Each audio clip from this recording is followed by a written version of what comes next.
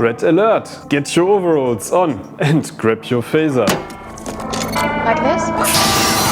Cool down. The phaser I will talk about today won't vaporize anybody or anybody's planet, but maybe you will be stunned at the end.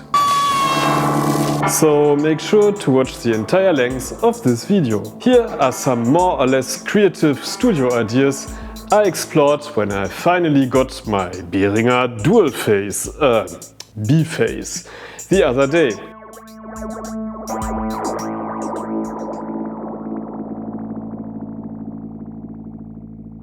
Since I started making electronic music back in the mid-80s, I was lusting for Bi-Tron biphase, which had the nimbus of being the holy grail of phasers. But as so often, already back in the days, they were hard to find here in Germany. And people who had one and therefore had to repair it generally advised against buying a used one due to the miserable build quality of the electronics inside. Therefore, from that point of view, I am sure that the Behringer clone is once again the better choice over rocked out original. But back to the topic, because today's video is about making sound and not about how to start a new Behringer versus the rest of the world discussion. This is meant as a practical channel, except for the clickbait thumbnails for which I'm often trolled. I have the phaser, Captain. As a devout Ableton user from the beginning, I consider Live to be the perfect tool for producing electronic dance music.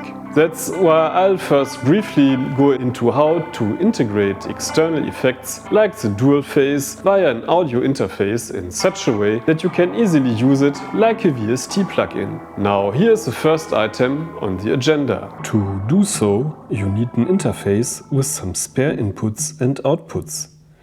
Therefore, it's handy to have something like an ADAT extension, like the Behringer ADA 8200 Ultra Gain, which is also a real bar gain. In my example, I chose outputs 3 and 4 to get stereo signals to the B phase. You can also connect it in mono and route the signal to phaser B via its input selector. To get the signal from the phaser back into Ableton, you then have to connect the outputs of the B phase with two inputs of your interface. Inside Ableton, select an external FX from the menu. Route your effect according to the hardware patching done before. Now you can use one instance of the Behringer phasers on the sense or on a channel, which probably makes more sense with modulation effects. Now that the technical side is done, you have a super flexible setup and can send literally every sound you got through the dual phase. So here is my first suggestion. Use your plugins to add some real analog mojo. For example, with the Arturia Solina strings.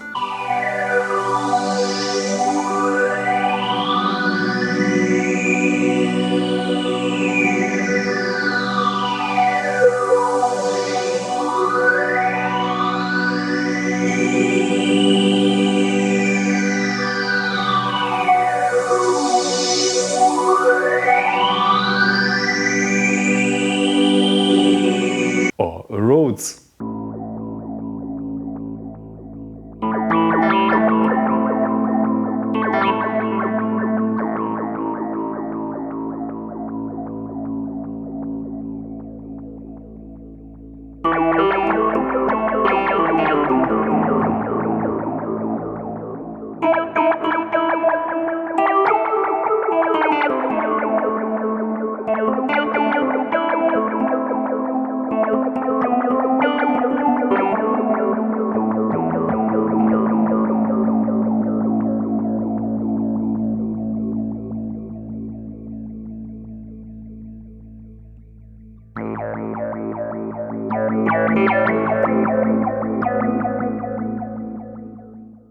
And while we are at it, here's a short sound comparison with Arturia's VST clone of the Bi-Tron biphase. Judge yourself what you prefer.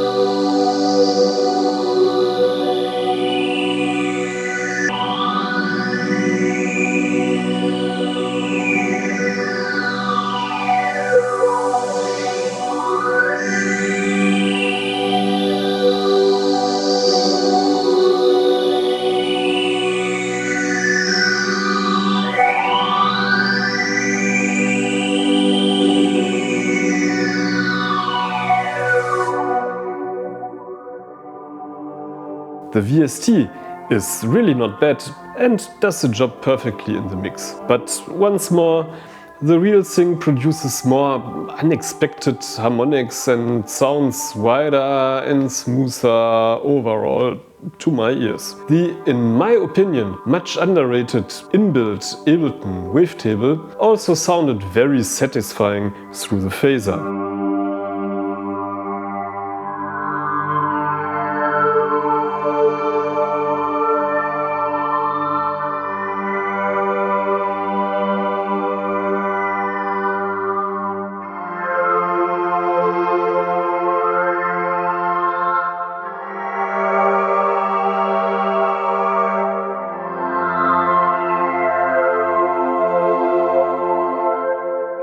Of course, you can also connect the phaser directly to your synths to hook everything up for a live set. In this case, you will probably want to combine it with other pedals. Here is a quick but fun analog phaser pedal shootout on the most important of those boring sound classics after the CS80 Blade Runner pad.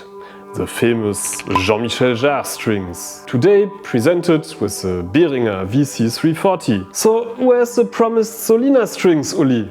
Come on!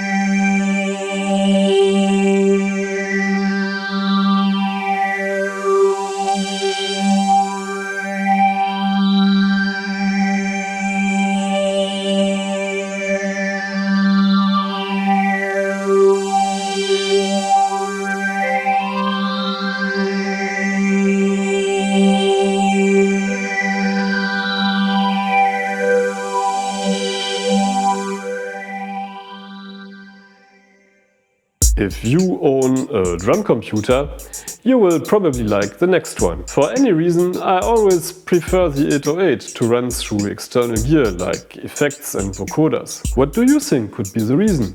Leave a comment.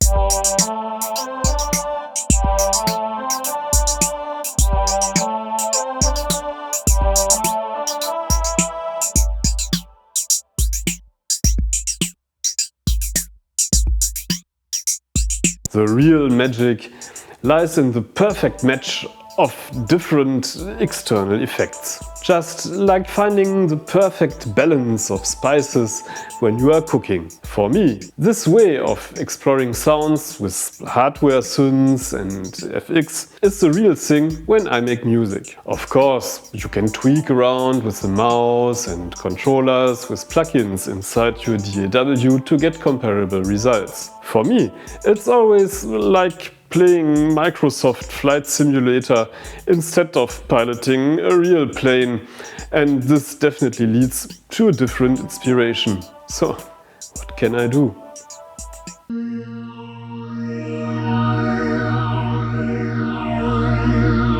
Inflate redundant digital synthesizers like the Korg M1 or 01W or other boring 90s Romplers with some analog warmth. This is a true phaser's heaven.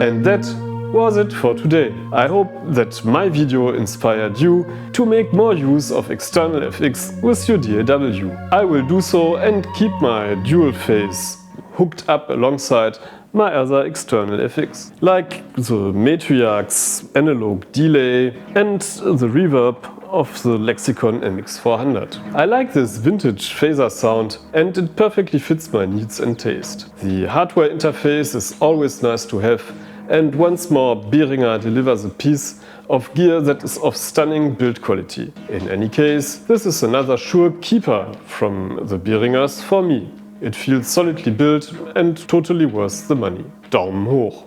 Talking about money, if you want to try one, feel free to order it via our Thomann partner link down in the description. This way we got a small share for increasing your gas on YouTube. And for you, it's the easiest way to support our channel. And don't forget to give us a fat filter sweep by hitting the like button. Thanks for that. Well then, everyone on their wards, activate hailing frequencies, live long and prosper. Peace.